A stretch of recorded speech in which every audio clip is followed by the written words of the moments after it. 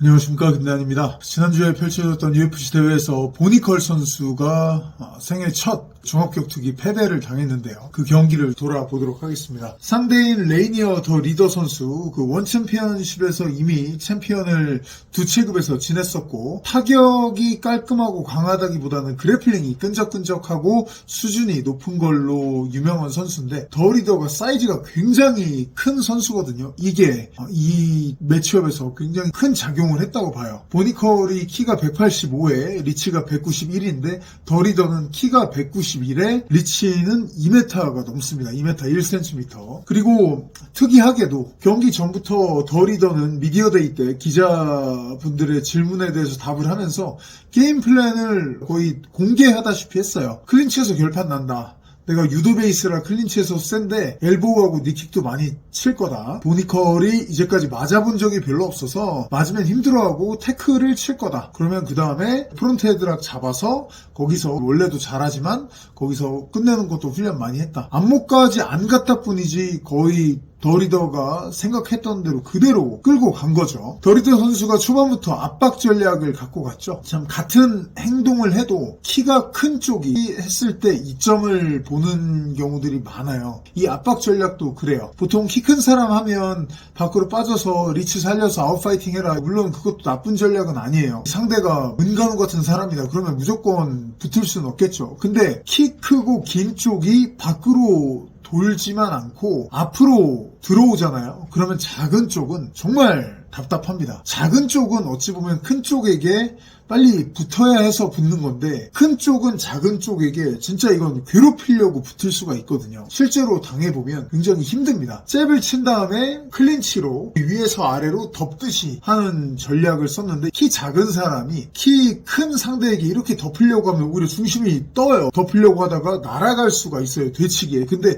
키 큰 사람이 덮으면 문자 그대로 뭐 진짜 위에서 아래로 덮는 거기 때문에 되치기를 하기가 생각보다 레슬링이 좋은 사람도 쉽지가 않아요. 특히 중심이 좋은 유도 선수 출신들이 이런 전략을 많이 쓰거든요. 보니컬이 된통 당했고 레슬링 싸움을 보면 그 보니컬이 대처를 못한 건 아니에요. 본인이 오른쪽 겨드랑이를 파고 더 리더에게 이쪽 왼쪽은 파였다. 그러면 판 쪽을 살려주고 계속 언더훅 싸움에서 우위를 점했어요. 근데 더 리더는 어떻게 했냐면 보니컬이 우위를 점해서 본인의 언더훅이 얇게 됐음에도 불구하고 굳이 살리려 하지 않고 그 언더훅 파인 쪽 팔을 가져가서 이렇게 막 싸잡으려고 했어요. 그러면 여기에 있던 보니컬의 어깨가 올라가면서 백을 잡힐 수도 있고 하거든요. 근데 이게 순수 레슬링하고는 달라요. 케이지 쪽으로 가서 몸을 뒤로 계속 빼면서 니킥도 집어넣고 그러다가 팔 끌어올리고 다시 눌러주고 이러면 순수 레슬링에서 했던 식의 그림 같은 레슬링 카운터 기술을 종합격투기에서 다 쓸 수는 없거든요. 거기다가 아까 말씀드린 대로 더 리더가 심장도 훨씬 크고 팔도 길고 체격도 좋아요. 근데 유도 베이스예요. 그런 사람이 그렇게 상대 팔 쪽에 깔아주면서 괴롭히게 되면은 아무리 보니컬처럼 레슬링 엘리트 출신이라고 해도 레슬링 카운터를 레슬링에서의 질서 그대로 다 쓰는 건 불가능합니다. 그걸 거기서 더 리더가 내가 팔 싸움에서 졌으니까 물러나야지 아니면 내가 또 파야지 이렇게 접근한 게 아니라 그냥 계속 덮으면서 질척거리면서 달라붙었어요. 내 팔 위치가 어떻게 되든 간에 중심에 자신이 있으니까 그 큰 몸을 계속 작은 쪽인 니컬에게 얹고 괴롭히려고 달려든 거예요. 그걸 니컬이 레슬링으로 대처해서 받으면 공간이 나고 정지했을 때 타격을 섞어주면서 보니컬을 괴롭힌 거죠. 2라운드 때 보시면 더블 언더훅을 더 리더가 파였어요. 겨드랑이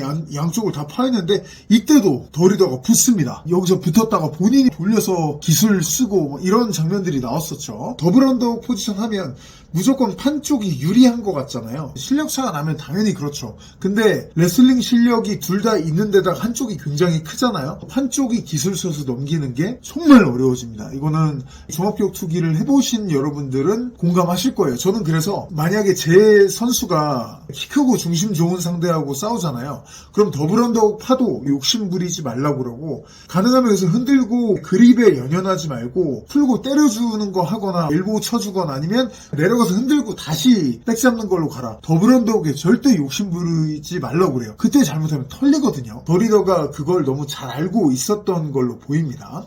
더블 언더훅을 보니컬이 이렇게 팠어요. 근데 더 리더가 확 넘어가지 않고 제 팔에 다 체중을 얹어주면서 엉덩이를 뒤로 뺐어요. 그러면 엉덩이를 뒤로 뺐으니까 체중이 제 팔에 다 실리겠죠. 방어가 된 거란 말이에요. 여기서는 따라가서 막 안아띄우기 같은 걸 넘기는 건 UFC에서는 현실적으로 힘들어요. 빨리 이걸 포기하고 팔을 빼서 다음 걸로 이동을 해야 되거든요. 환승을 해야 되는데 여기서 보니콜이 환승을 못했어요. 못하니까 어떻게 될까요? 팔은 상대방 잡고 있죠. 그냥 늘어났죠. 팔은 털리고 있죠. 상대 몸 빠졌죠. 이때 니킥이 날아오는 거예요. 이때부터 보니콜이 엄청 당황하기 시작했습니다. 이게 사실 레슬러들이 MMA 쪽으로 와서 경험이 부족할 때 굉장히 많이 당하는 패턴이에요. 그 레슬러가 상대를 레슬링으로 압도하면 상관이 없어요. 근데 레슬러를 넘기지는 못해요. 당연히 레슬러가 레슬링이 좋으니까. 근데 넘어가진 않아요. 버티면서 중심 잘 잡아요. 레슬러가 테이크다운 시도하다가 잘 안 돼요. 그러다 애매하게 멈추는 경우가 나왔을 때 만약에 레슬러가 경험이 적잖아요. 그럼 약간 얼타하는 경우가 나옵니다. 이때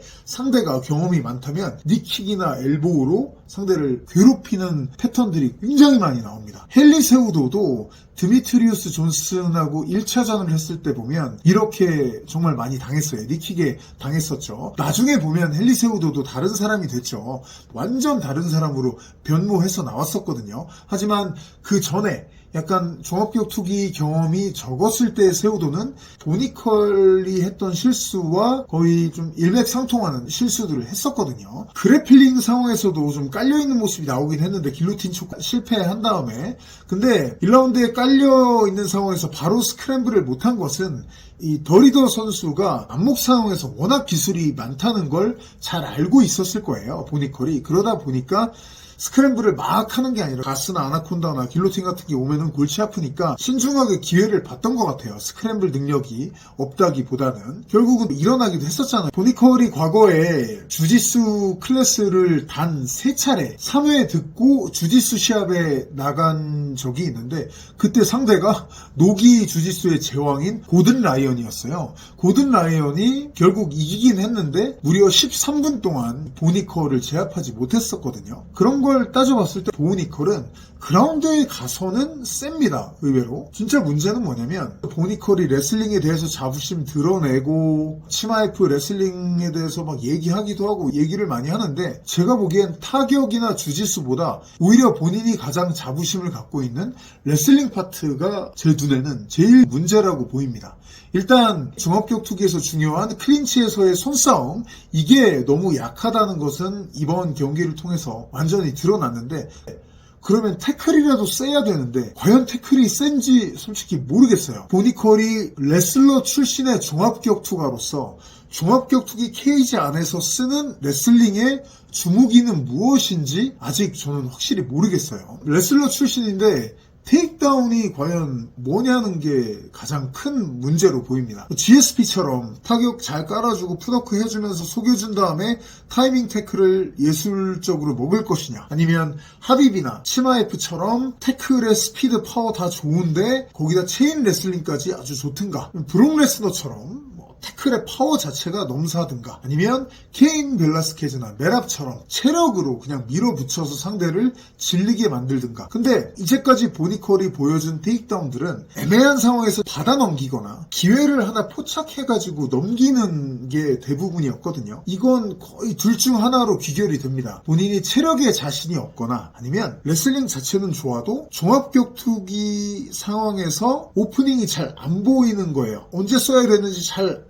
안 잡히는 거예요. 눈이 아직 안 만들어진 거죠. 종합격투기에서는 내가 이걸로 해서 넘겨서 상대를 괴롭혀야지 이렇게 기댈 수 있는 패턴을 아직 못 만든 게 아닌가 싶어요. 아무리 레슬링을 잘해도 순수 레슬링하고 종합격투기에서 쓰는 레슬링하고 완전 다르거든요. 룰도 다르죠. 타격이 있다는 거 다 다른데 케이지하고 오픈 공간이라는 환경 자체도 다르잖아요. 레슬링에서는 경고를 받고 빠떼로를 받아야 되는 상황들인데도 MMA에서는 스스럼 없이 할 수 있는 방어 동작들이 허다합니다. 그러다 보니 레슬러들이 순수 레슬링을 종합격투기 그대로 가져와서 쓴다는 것은 불가능하거든요. 이번 경기에서도 니컬이 보여준 테이크다운은 자기가 만들어서 한 게 아니에요. 더 리더가 아까 말씀드린 대로 몸을 무조건 그냥 얹었거든요.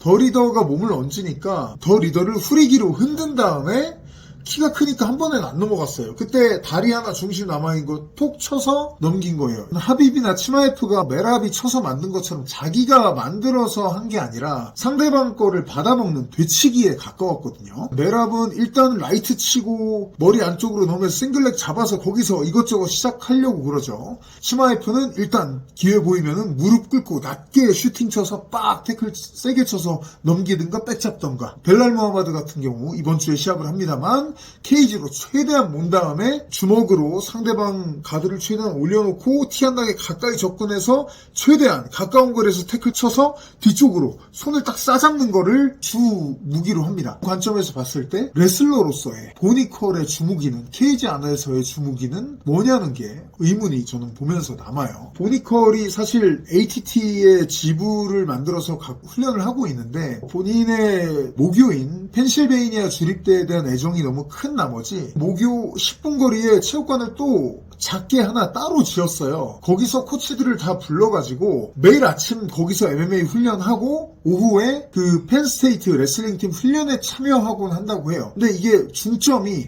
오전에 훈련하는 MMA에 중점을 둔 게 아니라 오후에 펜스테이트 대학교 레슬링 훈련에 중점을 둔 스케줄. 폴 크레이기 전 때 그랬습니다만 그 아메리칸 탑팀 본부가 있는 플로리다와 펜실베이니아를 왔다 갔다 하면서 훈련했었다라고 얘기를 했고, 감히 제가 얘기를 해본다면 펜스테이트 레슬링에 가서 레슬링 할 때는 아니라고 생각합니다. 레슬링 훈련이 잘못됐다는 게 아니라 모든 건 우선순위가 중요하잖아요. MMA에서 어떻게 레슬링을 활용해서 어떤 식으로 게임을 만들어갈지 종합격투기 안에서의 훈련이 무조건 주가 되어야 하고 대학 레슬링 훈련은 부로 밀려나야 한다는 게 제 생각이에요. 레슬러들 중에서 그 본인의 그 모교에서 훈련하고 이것들을 잊지 않고 계속하는 경우들은 꽤 많아요. 과거 떠오르는 건 조니 핸드릭스 같은 경우도 오클라호마 주립대에 가서 계속 훈련하고 젊은 선수들하고 레슬링 하니까 힘들다, 난 상대도 안 된다 이런 얘기하고 막 했었거든요. 근데 그런 선수들이 그걸 주로 하진 않았어요. 주로 하는 건 무조건 MMA 훈련, 종합격투기에서의 레슬링을 하더라도 레슬링 훈련인 거고,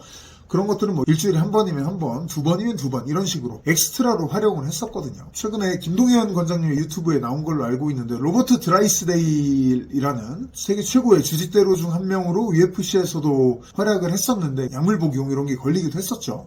아무튼 드라이스데일이 얘기했던 게 원래 노기, 도복주짓수 가리지 않고 전 세계 최고의 주짓대로로 군림했던 사람이거든요. 그 드라이스데일조차 UFC 선수로 활동을 한 다음에 얘기를 했던 게 MMA 훈련에 집중한다. 그리고 노기 훈련도 많이 한다. 근데 도복주짓수 훈련은 일주일에 한두 번밖에 안 한다. 도복주짓수가 원래 뿌리였지만 도복주짓수 기술을 활용하려고 한다기보다는 도복주짓수만큼 이 그립의 힘을 유지시켜주는 운동이 없다. 순수히 그립 훈련의 목적으로 도복주짓수를 일주일에 이제는 한 번, 두 번 정도만 한다. 과거 주짓대로 했을 때와 달리 이제 나는 UFC 선수이기 때문에 이렇게 훈련하는 게 맞다라고 했거든요. 드라이스데일이. 보니컬도 이런 식으로 접근하는 게 제일 맞지 않나 싶어요. 자, 어쨌든 보니컬 선수의 충격적인 패배, 저는 개인적으로 UFC 측에서도 공정한 승부를 펼치도록 환경을 조성하는 회사입니다만 그래도 돈을 벌어야 되는 회사이기 때문에 아마도 데이나 화이트 대표나 경영진들은 더 리더보다는 보니컬이 멋지게 이겨주길 바라지 않았을까라는 게 제 추측인데 참 이게 종합격투기가 마음대로 안 되는 거죠. 제가 봤을 때는 매치업 자체는 보니컬에게 나쁘지는 않았던 것으로 보여요. 폴 크레이그에 이어서 이번 더 리더까지 검증된 확실한 타격 능력 같은 거는 없는 그래플러들을 두 번 연속으로 붙여준 거거든요. 여러 그 미들급 전선의 강자들을 두고 따져봤을 때에는 아직은 경험이 부족한 보니컬에게 스타일상 나쁜 매치업은 아니었거든요. 그럼에도 불구하고 그 스타일 안에서도 역시 내공의 차이 이런 것들이 느껴졌던 승부가 아니었나 합니다. 네, 오늘 영상 여기까지 하겠고요. 다음 영상에서 또 인사드리겠습니다. 고맙습니다.